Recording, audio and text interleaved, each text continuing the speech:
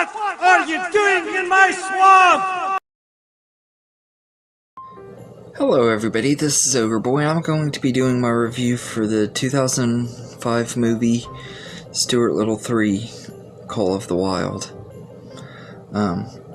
So this is a direct-to-video animated sequel to Stuart Little 2, and in this movie the Little family are going on summer vacation in a cabin at Lake Garland, and George and Stuart are kind of doing these Boy Scout things and everything with a group of other kid campers and everything, and Stuart is wanting to prove that he can actually do stuff and everything because everybody's worried about him and think his mom, once again like in the first movie, thinks it's too dangerous for him and everything, and Mr. Little ends up joining him and stuff. But along the way Stuart meets this skunk named Rico who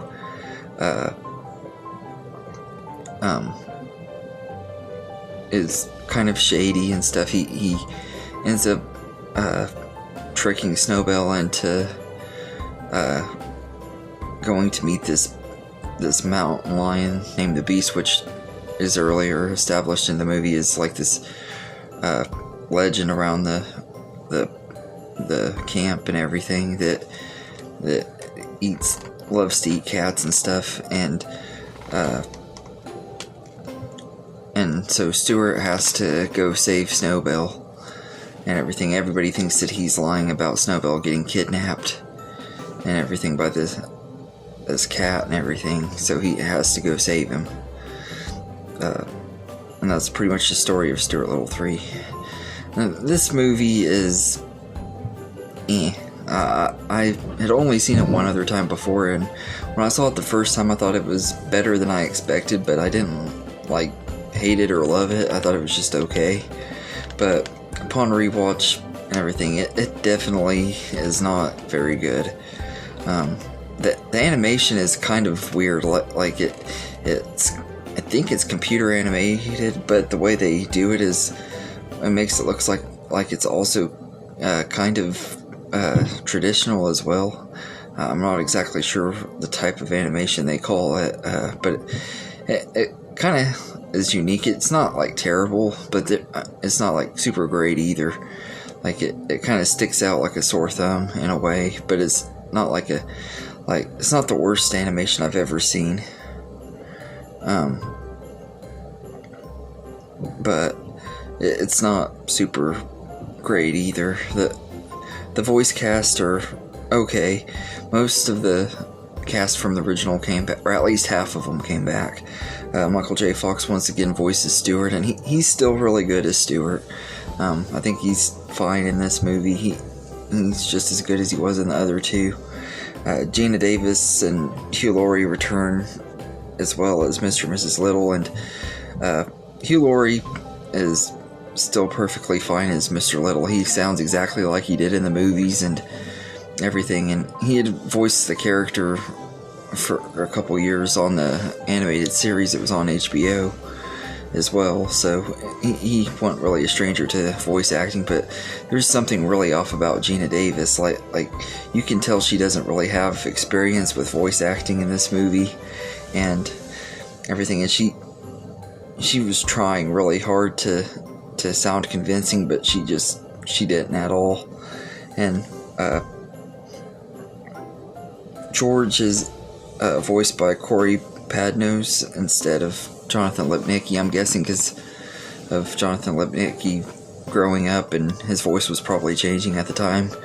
I honestly don't get why they didn't keep him, though. They could have just made it where he was a little bit older and everything and kept him, but I'm not sure why he didn't come back. And Kevin Shawn, who also replaced Nathan Lane in the Lion King show Timon and Pumbaa, took over the voice of Snowbell. And there's times where he's really good as Snowbell, but most of the time he doesn't. It's kind of distracting. Like it feels like a bad imitation of Timon. Of Nathan Lane and everything, which is really sad, because in Timon and Pumbaa he's actually pretty decent as Timon and everything. But maybe part of the reason I can overlook that is I did watch that show a lot as a kid, so, and everything. This one, it sticks out like a sore thumb and everything. Virginia Madsen does the voice of the Beast, who is the mountain lion that's pretty much the villain of the movie, and she's pretty good. I gotta say, she's kind of intimidating and stuff, and does a good job. And Wayne Brady does the voice of Rico, the skunk that Stuart becomes friends with, and he is annoying as heck. He gets on my nerves really, really bad in this movie. He does this really stupid rap song that just comes out of nowhere. It doesn't fit into this franchise at all, and it's really, really stupid. Like it was very annoying and everything. I don't get why they had to add that in there. I guess just because they wanted to try to be cool for kids, I guess. I don't know. And Reno Romano takes over the voice of Monty, and he's okay. Kind of like with Kevin Shawn on Snowbell. He most of the time he sounds like a poor imitation of Steve Zahn, but there's times where he really actually does sound like Steve Zahn too, so it's kind of mixed on him, but he's not in the movie very much either.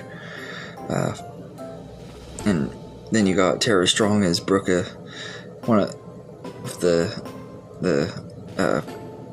campers that is pretty much George's love interest, and she's fine and everything. Like, all the characters are fine in this movie, but it's not very entertaining. None of them of the new characters are really that great or add anything to the story very well, and this movie feels a lot like a rehash of the first one. It's pretty much Stuart trying to prove to his parents that he can do stuff and everything despite his size, and it's not very well done and everything. And I think if it would have had better writers and been live action, it could have been a lot better and everything. I'm guessing Stuart Little 2 might have underperformed, and that's why it became an animated movie instead of a live action. But I will say, I think it's awesome that they did at least try to get most of the original cast back and everything.